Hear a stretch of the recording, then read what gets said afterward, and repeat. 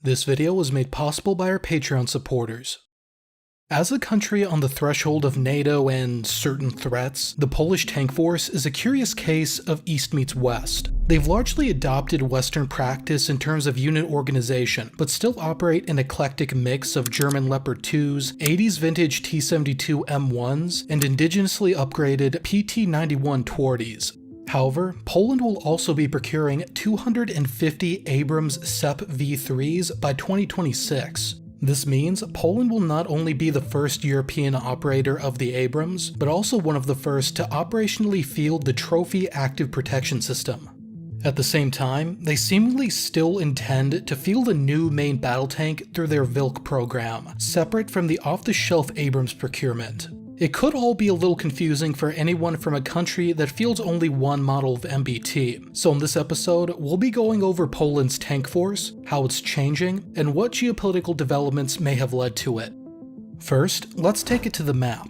The Polish land force has 4 maneuver divisions, each with a varying number of tank battalions. The 11th Armored Cavalry in the southwest, the 18th Mechanized in the southeast, the 16th Mechanized in the northeast, and the 12th Mechanized in the northwest. Relative to current-day threats, the 18th and 16th can be seen as Poland's forward divisions, garrisoned the closest to hostile countries. The 16th Division has 3 maneuver brigades. The 9th Armored Cavalry Brigade, which has 2 PT-91 Twardy tank battalions, and the 15th and 20th Mechanized Brigades, which each have 1 Twardy battalion. Its 15th Brigade also operates with NATO's Polish Battle Group, led by a squadron from the US 2nd Stryker Cavalry Regiment. These brigades are garrisoned almost directly on the border with Russia's exclave of Kaliningrad. If Russia hypothetically made a push through the Baltics or from northern Belarus, the 16th Division would likely be the first engaged. With regard to the PT-91, it's a 1990s modernization of the T-72 M1 that's roughly equivalent to the Russian T-72B. In short, they're not ideal. There is some logic in putting them this close to Russia though. The protected direct fire support of the PT-91 is still useful for infantry in a defensive posture. Employing older tanks in this manner could be used to fix an attacking enemy force in place, allowing more capable armored units to retain their freedom of maneuver and counterattack. The 18th Mechanized Division is one of these more capable forces, at least on paper. Its 3 brigades are arrayed in Warsaw's east and near the southeast border. The 1st Warsaw Armored Brigade fields 2 battalions of Leopard 2s, mainly Leopard 2 A5s acquired in 2014, and Leopard 2 PLs, which are recently modernized 2 A4s. Its 19th Mechanized and 21st Rifle Brigades, meanwhile, each field a battalion of T-72 M1s, Poland's oldest tank. However, the 18th is the newest division, having just been formed in 2018, and thus isn't completely fleshed out. Moving west, the 11th Armored Cavalry Division has been the traditional hub of Polish-NATO armored cooperation. It could be considered the Army's heavy operational reserve. Since it's far away from the most likely threat, it theoretically retains the freedom of movement to reinforce wherever it may be most decisive. Initially, its 10th and 34th Armored Cavalry Brigades were the only to field the Leopard 2, in addition to other support vehicles purchased from the Germans. Leopards were originally introduced in 2002, just 3 years after Poland became a full member of NATO. The goal was to increase interoperability and allow Poland to easily form joint battle groups with the Germans. For example, during Exercise Allied Spirit 22 earlier this year, the German 401st Panzer Grenadier Battalion was directly reinforced by Polish Leopard A2 company from the 1st Battalion 10th Armored Cavalry. However, there were concerns that the 34th Brigade in particular had serious readiness issues. Polish High Command questioned keeping the country's most modern tanks far away from the immediate threat. The fear was deep preparatory strikes could debilitate the infrastructure necessary to get those tanks to the front. Allied armored forces in Poland were heavily bolstered in 2017 when the US began stationing a rotational armored BCT near the 11th Division's HQ, and the US is further prepositioning an armored brigade's worth of equipment in Poland to reduce emergency deployment times from up to 60 days to as few as 4.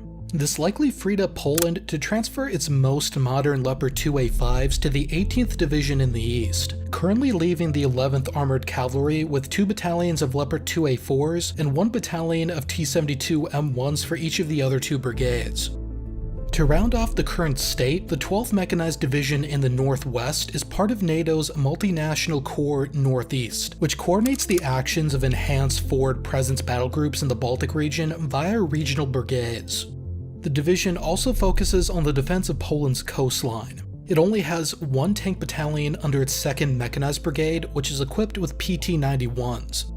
But with the introduction of the Abrams, the Poles are going to be shifting around their tanks.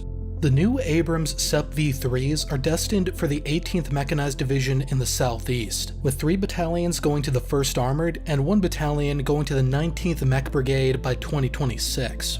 The 21st Rifles, who are a lighter mountain infantry unit, will lose their tank battalion. As the SEP V3 is the newest variant of the Abrams in active service, the 18th Division will arguably have Poland's most capable armor for the time being. The 18th Division's 2 Leopard 2A5 battalions will be transferred back to the Western 11th Division's 34th Brigade, and its 2 T-72 battalions will be made redundant. At the same time, the Poles are in the process of upgrading their 90s vintage Leopard 2A4s to the 2PL standard. This means after the Abrams is introduced, the Polish army will have 1 division equipped with Leopard 2A5s and 2PLs, 1 division with Abrams, and 2 divisions with PT-91s.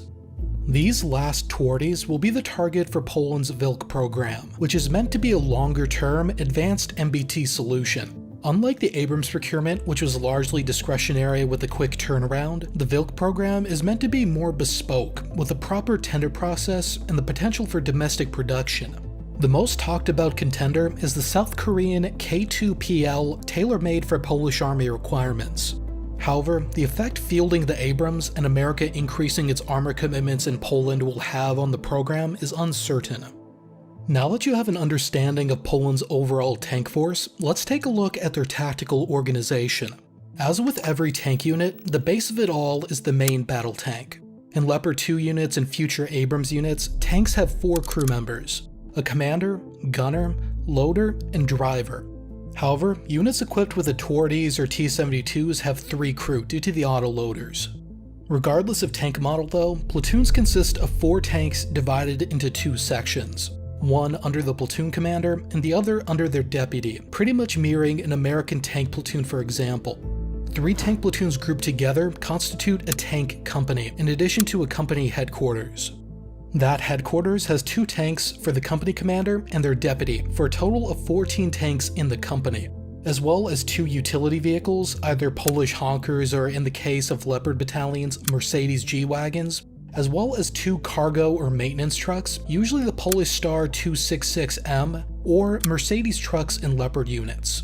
Each company is supported by an armored recovery team, equipped with the Bergepanzer II and Leopard units, WZT-2s and T-72 units, and WZT-3s and Twardy units. Overall though, this company is a clear departure from the Soviet way of doing things and pretty well aligned to Western practice, with 4 tanks per platoon and an organic company train. Above the company, the tank battalion consists of a command company, 4 tank companies, a logistics company, and a medical support team. The HQ, which in addition to command APCs has 2 tanks, 1 for the commander and 1 for the deputy. So in total, the battalion is meant to have 58 tanks. Tank battalions coexist in their brigades with either 1 or 2 mechanized infantry battalions equipped with BWP-1s, the Polish designation for the heavily aged BMP-1 infantry fighting vehicle. Depending on the situation, they will either be supported by or support the mechanized infantry, in addition to artillery observers, engineers, logisticians, and anti-aircraft assets. They do this within the context of combined arms battalion task forces organized at the brigade level. If you want to learn how other countries do that, check out this look at how the US Army forms combined arms tank battle groups. We'll see you over there.